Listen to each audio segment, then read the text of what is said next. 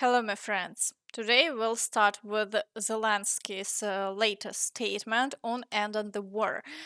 He says this time Ukraine must hold out until the very end.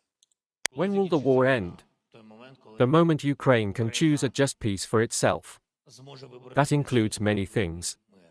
People see it differently. But first and foremost, a just peace means not forgetting all those who are no longer with us, they gave their lives. There must be accountability for everything the aggressor state has done. When we achieve this, when we can guarantee it, that's when the war will end. Because we are adults and understand that even transitioning to a diplomatic resolution does not mean the war is truly over. Remember, after Crimea and parts of eastern Ukraine, Donetsk and Luhansk, were occupied, the conflict was frozen. But that only led to a full-scale invasion. That means the war was never actually over. That's why this time, we must hold out until the very end. What do you think about this? I'd love to hear your thoughts. Now let's move to the frontline situation, starting with the Pokrovsk direction. Despite extremely difficult conditions, the Ukrainian forces are managing to keep the front stable. Yes, in recent days, Russian forces have captured Uspenivka and Nadezhdenka, advancing westward. However, in the part of the front where they are attempting to encircle Pokrovsk, they have made no progress. Even Russian military bloggers admit that the Ukrainian forces are effectively counterattacking and holding the defense as tightly as possible. Meanwhile, Russian troops have been ordered to break through at any cost. They have pulled in massive reserves, but the assaults continue to fail, leading to enormous losses. For example, the front line near Kotlane and Udachne has remained unchanged for nearly 10 days, a significant sign of resistance. Let's take a closer look at what Russian military bloggers are saying. Once again, the orders are clear. Everyone to the front. Push with full force. The Ukrainians have limited forces in Dachne, but enough to hold out. They won't just give up the victory. They have plenty of drones, both in numbers and in their use. The Ukrainian forces' defense is practically held together by Chinese gadgets, but they coordinate well. We continue advancing near Andriivka, but the pace is slow due to a shortage of personnel. Still, the Ukrainians have no choice but to retreat. We are clearing Novoandriivka and Nadezhdenka, secondary positions with minimal infantry and little resistance. In Uspenivka, Udachne and Kotlane, the Ukrainians keep counterattacking, trying to stop us from securing our positions. For the second day, artillery and MLRS have been pounding Peshchany and Zvirove, villages tightly packed with buildings. The defense here is endless, with fighters in every house. We have to level everything to the foundation to break their resistance. From Vozdvizhenka, offensive actions continue towards Yelizavetivka and Baranivka. These efforts are quite successful as we are breaking through hastily built Ukrainian forces' defenses, but we keep losing our best, those who are brave and driven. Sadly, it's become the norm that if you question anything, you are sent into the assault, and if you speak up, you are practically marked for elimination. It's clear their orders are to advance at any cost, and they are deeply unhappy about it, but they have no choice. Meanwhile, the Ukrainian forces continue to hold the defense successfully. Once again, we see that Russia is rushing forward for a reason. They likely understand that negotiations are coming soon, so the Kremlin is pushing its forces to advance in all directions, no matter the cost. And I'm sure you noticed something else. The Russian war correspondents openly admitted that they are destroying villages down to their foundations to force Ukrainian troops to retreat. This is a crucial detail since there are no natural defensive lines in the fields or tree lines. The Ukrainian armed forces are holding on to settlements.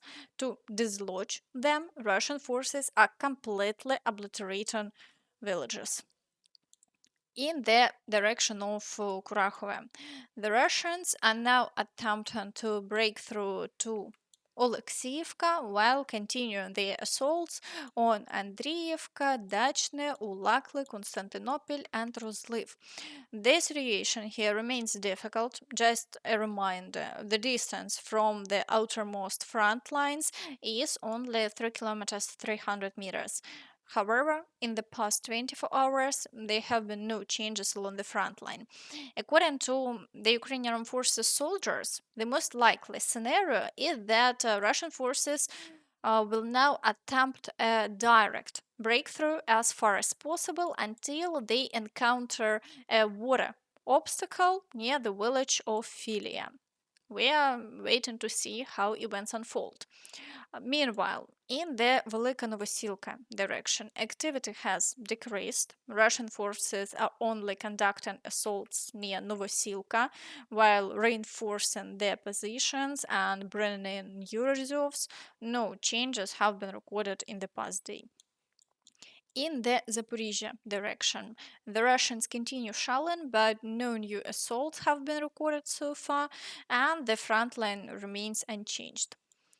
In the Kherson direction, Russian forces continue shelling the right bank and launching attacks on the islands. However, they haven't achieved any new successes and all attacks have been repelled.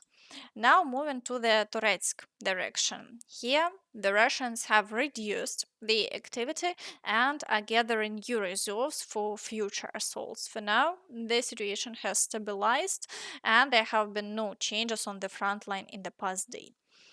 In the Chasiv Yar direction, Russian forces continue the assaults within the city, advancing towards Pretechene and across the fields toward Bila. Shelling remains ongoing, but as before, no new changes have been recorded in the past 24 hours. In the Siversk direction, Russian forces continue the assaults on Bilohorivka, attempting to break through into Verkhnyo-Kamensk, with battles ongoing near Ivanodarivka. Offensive actions have also begun in the Serebryanka forest, but in the past day, Russian troops have made no progress and the front line remains unchanged. In the Lyman direction, the Russians are storming Novolubivka, but beyond that, the activity remains slow and there have been no changes to the front line. In the Borova direction, Russian forces are storming Boguslavka, Nova Kruglякivka, and Novoyegorivka. Further south, battles are ongoing near the village of Makiivka, but the situation remains stable for now, with Ukrainian forces successfully holding the defense. This situation is more challenging in the Kupiansk direction. In addition to assaults on Petropavlivka, Russian troops have launched attacks on Kindrashivka, attempting to stretch the flank for a potential encirclement of Kupiansk. They are also storming Dvorichna and advancing toward Kutkivka. The level of activity here is quite high, but no changes to the front line have been recorded in the past day. We are waiting to see how this new wave of attacks unfolds. In the Kharkiv direction, the situation remains relatively calm. There have been no new attacks along the front line, although fighting continues in Vovchansk. Russian forces are attempting to break through near the village of Staritsa, but Ukrainian troops continue to repel all assaults. As before, Russian troops are suffering heavy losses in every attack. In the Kursk direction, the Russian counteroffensive has essentially stalled. Positional battles are ongoing with about 10 assaults per day, but there have been no advances for over a week. the front line has remained unchanged, with Ukrainian forces successfully repelling all attacks. Meanwhile, today Zelensky commented on the suspension of US aid.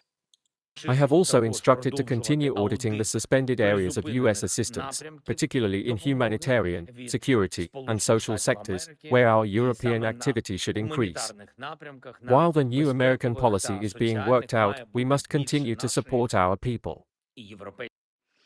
It appears that Trump has indeed halted aid to Ukraine, at least for 90 days. This pause is primarily linked to efforts to audit where and how the funds are being used. Whether Trump will resume aid after this review remains an open question. And that's all from me. So please don't forget to like this video, subscribe to the channel, and hit the notification bell to stay updated on all the latest news. Thank you for watching and see you next time. Bye bye.